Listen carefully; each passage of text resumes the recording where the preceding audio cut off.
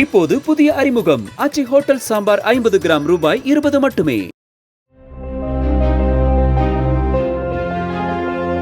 திருவள்ளூர் மாவட்ட சுகாதார அலுவலக நுழைவு வாயிலில் மூடப்படாத கழிவுநீர் கால்வாயில் மதுபோதையில் தவறி விழுந்த பாபு என்ற கூலி தொழிலாளி உயிரிழந்துள்ளார்.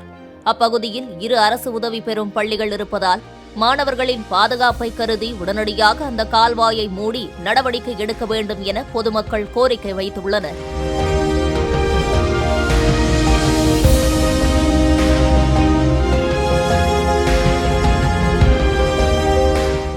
இப்போது புதிய அறிமுகம் ஆச்சி ஹோட்டல் சாம்பார் 50 கிராம் ரூபாய் 20 மட்டுமே.